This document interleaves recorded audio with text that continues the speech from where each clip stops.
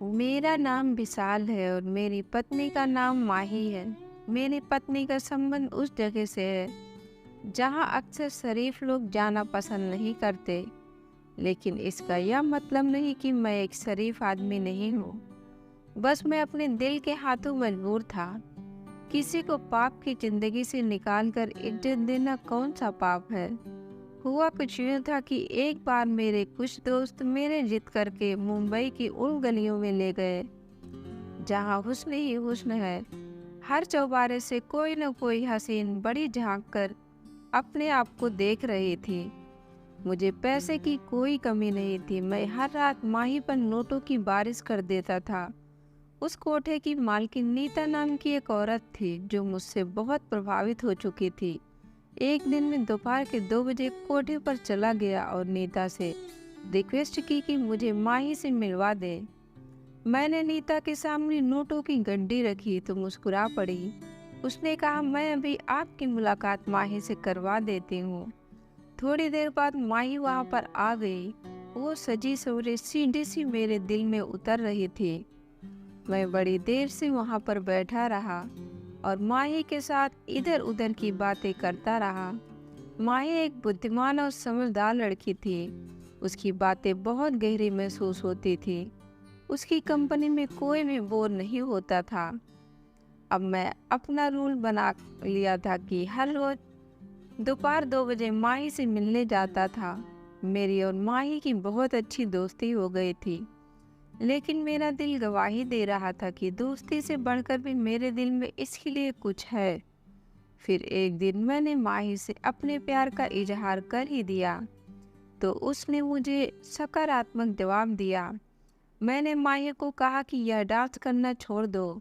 मेरी इस बात पर वो मेरे सामने रो पड़ी थी। उसने कहा, यहाँ कोठे पर नाचने वाली हर लड़की की यही इच्छा है, इस पाप की जिंदगी को छोड़कर अपना एक घर बसाए। लेकिन हम जैसी लड़कियों के साथ कौन शादी करता है? फिर हमें अपना पेट भी तो भरना पड़ता है ना। यहाँ सभी मजबूर हैं और मजबूरी की वजह से ही यह सब कर रही हैं। मैंने माही से कहा, मैं तुमसे शादी करना चाहता हूँ। वह बहुत खुश हुई और फिर रोने लगी। वो मेरे पैरों में बैठकर बोली, अगर तुम मुझसे शादी करके यहाँ से ले जाएंगे तो मैं आपकी पत्नी नहीं बल्कि सारी जिंदगी आपकी नौकरानी बनकर रहूंगी। आपका हुक्म मेरे लिए सर आंखों पर होगा। आप जैसा कहेंगे मैं वैसा ही करूंगी। मैं मुस्कुराने लगा। मैं और माही तो इस रिश्ते से बहुत खुश थे, मगर आगे का रास्ता बहुत मुश्किल था। नीता माही जैसे हीरे को अपने हाथ से नहीं जाने देना चाहती थी। उधर मेरे माँ बाप एक नाचने वाले को अपनी बहू नहीं बनाना चाहते थे। मैंने नीता के सामने 7 लाख रुपए का चेक रख दिया। उसका मुंह बंद हो गया। मैं माही से शादी करके उसे एक गेस्ट हाउस में ले गया। मैंने सोचा था कि कुछ समय गुजर जाएगा तो मैं माही को अपने माँ बाप से मिलवा दूंगा। एक बार जब मेरी माही के साथ शादी हो जाएगी तो मेरे माँ बाप को भी मेरा फैसला मानना ही पड़ेगा। मैं उनकी इकलौती औलाद जो ठहरा, वो मुझसे बहुत मोहब्बत करते थे। मैंने और माही ने गेस्ट हाउस में एक अपनी नई जिंदगी शुरू की। हम दोनों ही एक दूसरे को पाकर बहुत खुश थे। हमारी जिंदगी बहुत अच्छे से गुजर रही थी। लेकिन फिर वो हुआ जिसका मैंने कभी सोचा भी नहीं था। मैं ऑफिस में था। माही ने फ़ोन करके मुझे मार्केट जाने की अनुमति मांगी, लेकिन वो वापस नहीं आई। मैं बहुत परेशान हो रहा था कि आखिर वो कहाँ गई। लेकिन फिर थोड़ी देर बाद मुझे अस्पताल से फ़ोन आ गया। मुझे बताया गया कि आपकी पत्नी का एक्सीडेंट हो गया। यह सुनकर मुझे कुछ होश न रहा और मैं फौरन अस्पताल पहुंचा। एक डॉक्टर मेरी पत्नी को देखकर मुझसे बोला, माफ़ कीजिएगा, आपकी पत्नी को पैरालाइज हो गई और कुछ पता नहीं कि कब चल पाएगी। यह सुनकर मैं बहुत रोया। ये सब कुछ इतना अचानक हुआ था कि मुझे संभालने का मौका ही नहीं मिला। मैं अस्पताल की बेंच पर बैठा बहुत देर तक रोता रहा। मेरी खुशबू को तो न जाने किसकी नज़र लग गई थी। अभी तो मैंने अपनी नई जिंदगी की शुरुआत की थी, मगर इतना बड़ा दुख जो मुझे अंदर तक तोड़ गया था। मैं सारा दिन रोता रहता था। जब मेरी हालत बेहतर ना हुई तो मैं अपने माँ बाप के पास अपने गांव चला गया। मेरे पिता बहुत बड़े जमींदार थे। जब मैं गांव वापस गया तो मेरे माँ बाप बहुत खुश हुए। मेरे पापा बोले, शुक्र है आ तो गए हो बेटा, अब तुम खुद ही संभालो यह जमीन। मेरी पूरी हड्डियों में अब इतनी ताकत नहीं रही कि मैं इन जमीनों की रखवाली कर सकूं। मैं अपने पिता की गले लगकर रोने लगा।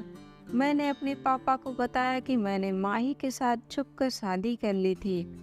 हमारी शादी को अभी 2 महीने ही गुजरे थे कि उसका एक्सीडेंट हो गया और अब उसे पैरालाइज हो गया। माँ और पिता मेरी बात सुनकर बहुत परेशान हो गए। मैंने पापा को अपनी मजबूरी बताई कि मैं माही को अस्पताल में अकेला नहीं छोड़ सकता। मैंने उनसे कहा, आप माही की सेहत के लिए भगवान से प्रार्थना करने को कहो, और उनसे वादा किया कि जब माही ठीक हो जाएगी तो मैं गांव वापस आ जाऊंगा। मेरे माँ पिताजी इस बात पर तैयार हो गए और फिर मैं वापस शहर लौट गया। माही 2 हफ्तों से खाट पे थी। मैं हर दिन अस्पताल की बेंच पर घंटों बैठा रहता, लेकिन मुझे डॉक्टर माही से मिलने ना देते। वो कहते थे कि मरीज के पास हम किसी को भी ज़्यादा देर तक नहीं छोड़ सकते। डॉक्टर मुझे हर रोज 10 मिनट के लिए माही के पास जाने देते थे। मैं माही के पास रहने के लिए डॉक्टर की खुशामद करता रहता। मुझे जैसे ही इजाज़त मिलती तो मैं रो रो कर माही कहता, माही तुम ठीक क्यों नहीं होती? माही तुम जल्दी से ठीक हो जाओ, मैं तुम्हारे बगैर नहीं रह सकता। मुझे लगता था जैसे मेरी बात सुन लेगी और वो ठीक हो जाएगी। मैं उससे बस इतना ही कहता रहता, माही तुम जल्दी से ठीक हो जाओ। मैंने माँ पिताजी को भी मना लिया है, लेकिन वह ना उठती थी और ना कुछ बोलती थी। आज जब मैं माही से मिलने गया तो मैंने देखा कि उसने अस्पताल की वर्दी नहीं पहनी हुई थी। मैंने एक नर्स से पूछा कि ऐसा क्यों है, तो बोली मरीज अस्पताल की वर्दी से तंग हो जाता है। अब हम हर रोज आपकी पत्नी के कपड़े चेंज कर दिया करेंगे ताकि जल्दी आपकी ज़िंदगी की तरफ लौट आए। मुझे इन बातों की कोई समझ नहीं थी, इसलिए मैं खामोशी से वापस लौट आता था। लेकिन जब मैंने नोट किया था कि माही के कपड़े हर रोज चेंज किए जाते हैं, उसने जो भी कपड़े पहने होते हैं वह बिल्कुल भी आम कपड़े नहीं होते थे, वो सभी बहुत महंगे कपड़े होते थे। यह बात मेरी बिल्कुल भी समझ नहीं आ रही थी। अस्पताल वाले अपने पास से कपड़े लेकर उनको सिलवा कर मरीज को पहनाते थे। फिर मैंने देखा कि माही के चेहरे पर मीठे मीठे से मेकअप के निशान भी होते थे। मुझे बड़ी हैरत हुई। मैंने नर्स से पूछा, चलो कपड़े तो आप लोग चेंज कर देते हैं, लेकिन ये चेहरे पर मेकअप के मीठे मीठे निशान कहाँ से आते हैं? आखिर ये सब क्या है? मैंने देखा था कि नर्स मेरे सवालों से घबरा सी गई थी। अब मुझे माही की बहुत फिक्र हो रही थी। बहुत डर लग रहा था कि कहीं उसके साथ कुछ गलत तो नहीं हो रहा है। इसलिए मैंने सोच लिया था अब उस अस्पताल की असलियत जानकर ही रहूँगा। मैंने उस अस्पताल के बारे में बहुत छानबीन की, मगर हर तरफ की बहुत अच्छा जवाब मिलता था। लेकिन फिर मेरी पत्नी के साथ क्या हो रहा था?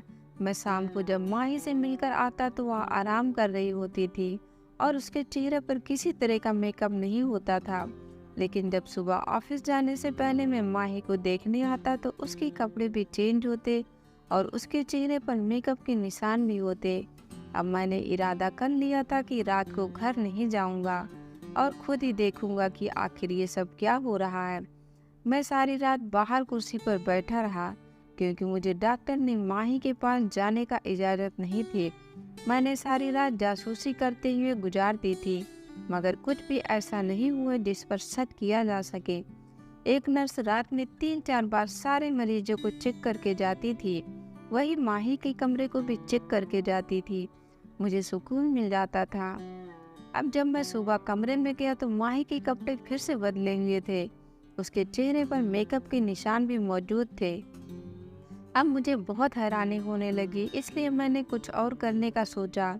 मैंने अस्पताल के एक जूनियर डॉक्टर को अपने साथ मिला लिया था। उसे भारी रकम देकर राजी कर लिया था।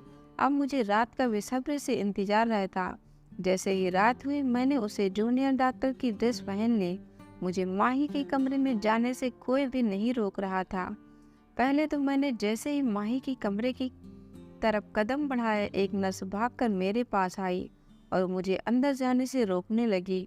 मैं उसके जाने के बाद आराम से माही के कमरे में चला गया, मगर ये क्या, मेरे तो कदमों तले जमीन ही निकल गई, क्योंकि माही का बेड तो खाली था। वहाँ तो माही का नामो निशान भी नहीं था। मैं हो गया और सोचा कि आखिर माही कहाँ जा सकती है। बहुत परेशान में मैं वैसे ही बाहर निकल आया। मैंने जूनियर डॉक्टर से माही के बारे में पूछा तो उसने मना कर दिया।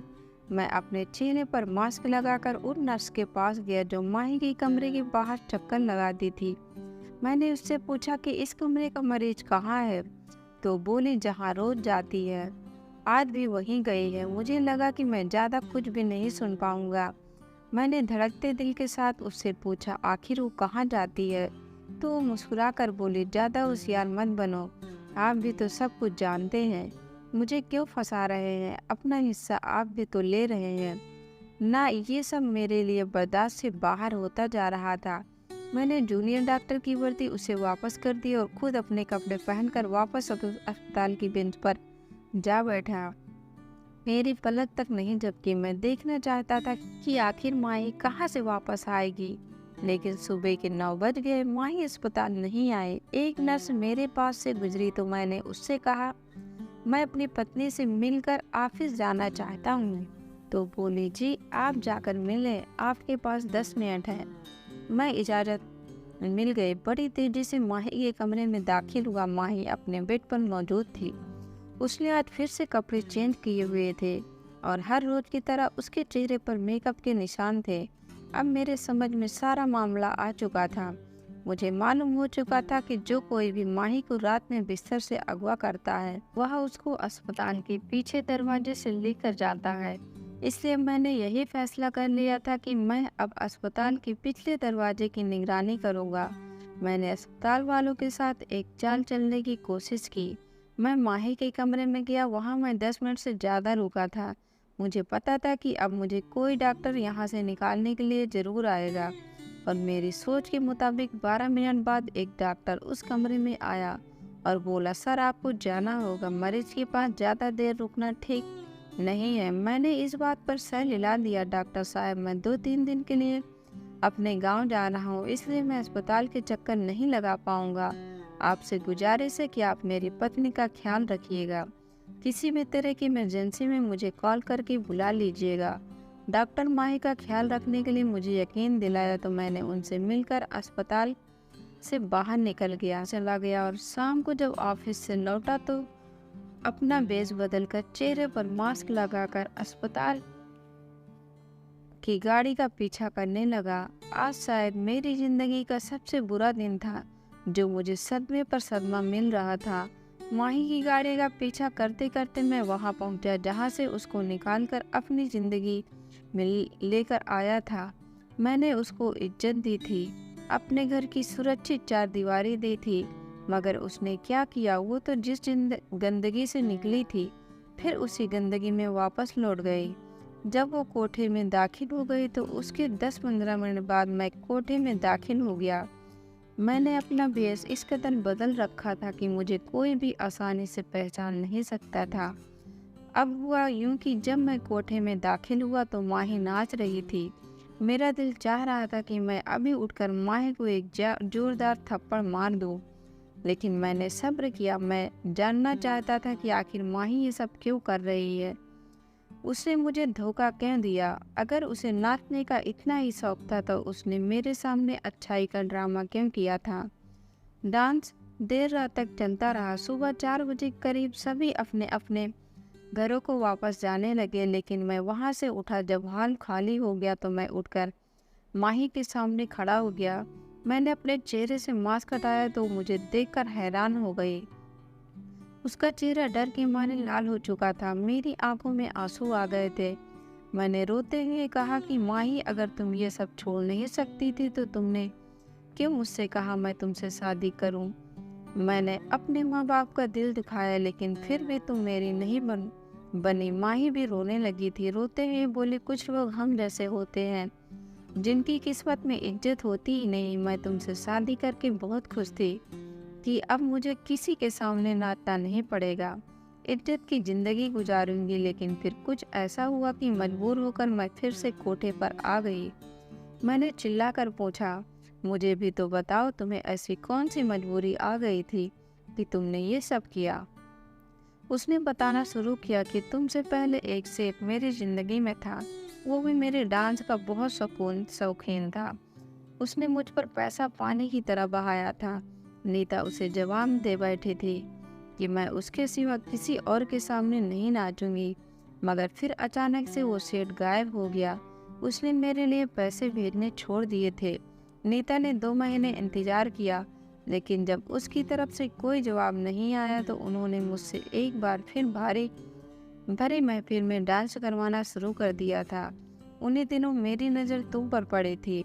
तुम एक दिन मेरा डांस देखने आए थे तो मुझे बहुत ही अच्छे लगे। फिर यूँ हुआ कि हम दोनों की मोहब्बत परवान चढ़ी और फिर तुमने 7 लाख रुपए देकर मुझे खरीद लिया। लेकिन हमारी शादी के 2 महीने बाद ही वो सेठ भी वापस आ गया। उसने नीता से कहा था अगर वो दोबारा डांस नहीं करने लगी तो माही के पति को जान से मरवा देगा, नीता के भी टुकड़े टुकड़े करके कुत्तों के सामने डलवा देगा। मैं ये सब कैसे बर्दाश्त कर सकती थी। मेरा पति मुझसे छीन जाए। मैंने अपनी जान बचाने के लिए उसकी बात मान ली और जैसा कहता गया मैं वैसा ही करती गई। उसने कहा कि मैं आपसे दूर हो जाऊं और हर रात उसके सामने नाचूं। इसलिए मैंने अपने झूठे एक्सीडेंट का बहाना किया और एक डॉक्टर को अपने साथ मिला लिया।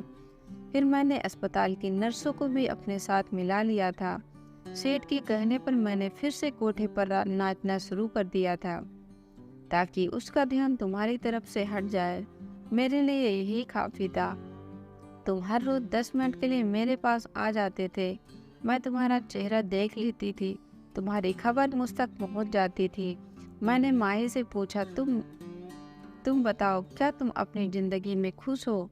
तो वह रोती हुई बोली, अब इज्जत की ज़िंदगी का मज़ा चख चुकी हूँ और अब मुझे मजबूरी की ज़िंदगी अच्छी नहीं लगती। मेरा दिल करता है कि सेठ फिर से कहीं गायब हो जाए और मैं तुम्हारी ज़िंदगी में वापस आ जाऊँ। मैंने माही के हाथ पकड़कर कहा कि मेरी एक बात तुम याद रखना, बाहर के लोग उस इंसान को ही तोड़ने में कामयाब होते हैं जो अपने घर वालों से बात छुपाते हैं। अगर तुम सेठ वाली बात मुझे पहले बता दी होती तो मैं उसका कोई ना कोई हल निकाल लेता और तुम्हें इतनी परेशानी नहीं उठानी पड़ती। मैंने माही को तसल्ली दी। उस सेठ के